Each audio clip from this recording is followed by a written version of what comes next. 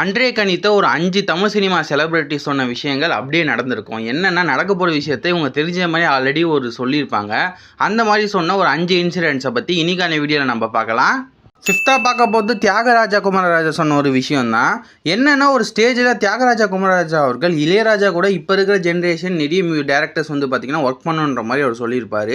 அவர் சொன்ன ஒரு 4-5 மாதத்துலேயே பார்த்திங்கன்னா இப்போ இருக்கிற கரண்ட்டாக ட்ரெண்டிங்கில் இருக்கிற டேரக்டர்ஸ்லாம் இளையராஜா சாரோட ஒர்க் பண்ணுறாங்க. கார்த்திக் சுப்ராஜ், மாரி செல்வராஜ், தியாகராஜா குமரராஜன்ற மாதிரி நிறைய டேரக்டர்ஸ் ஒர்க் பண்ணியிருக்காங்க.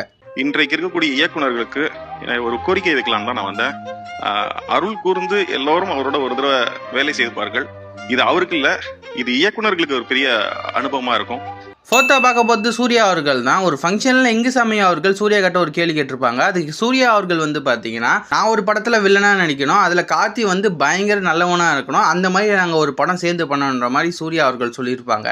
அவர் சொன்னது அப்படியே தான் பார்த்தீங்கன்னா விக்ரம் படத்தில் நடந்துச்சு.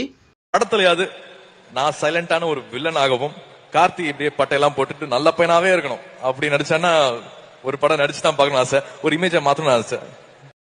தேர்டாக பார்க்க போது விவேக் சார் சொன்ன ஒரு விஷயம் என்னன்னா, காஃபி வித் டிடி ஃபங்க்ஷனில் ஒரு அண்டர்ரேட்டட் டேரக்டர் யாருன்ற மாதிரி டிடி அவர்கள் கேட்டிருப்பாங்க. அதுக்கு மித்ரன் ஜவஹர் தான் அண்டர்ரேட்டட் டேரக்டர். அதுக்கு தனுஷ் அவர்களே பார்த்தீங்கன்னா திருப்பி ஒரு படத்தை கொடுத்து அவரை சக்ஸஸ் பண்ணணுன்ற மாதிரி விவேக் அவர்கள் சொல்லியிருப்பாங்க. அவர் சொன்னது அப்படியே பார்த்தீங்கன்னா திருச்சி டம்பளம் படத்தில் நடந்து மித்ரன் ஜவஹர் அவர்களுக்கு அந்த படம் ஒரு கம்பேக் படமாக அமைஞ்சிருக்கும். ஒரு அண்டர்ரேட்டட் டைரக்டர் நீங்க ஃபீல் பண்றது? ஜவஹர் உத்தமபுத்திரன் எடுத்தாரு. Jawahar beautiful director. அவருக்கு இன்னும் நிறைய வாய்ப்பு. மறுபடியும் தனுஷே ஒரு பெரிய ப்ராஜெக்ட் கொடுத்து அவரை கொண்டாந்து நிறுத்தணும். அதான் என்னோட ஆசை. செகண்டாக பார்க்க போது தனுஷ் அவர்கள் சொன்னது தான். ஒரு இன்டர்வியூவில் ஆங்கர் நெக்ஸ்ட் பிக் திங் யாருன்ற மாதிரி ஒரு சில கேள்விகள் கேட்டிருப்பாங்க.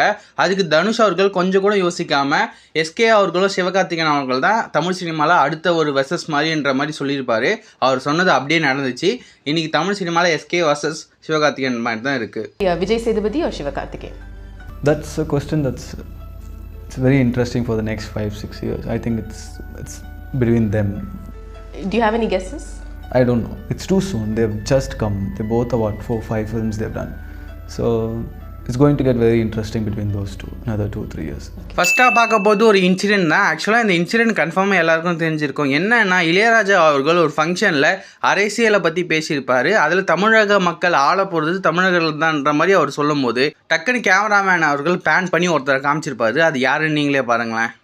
நம்முடைய தலையிலெல்லாம் எழுதியிருக்கணும் நம்ம யாரால ஆளப்பட போறோம்ங்கிறது. புரியுதா?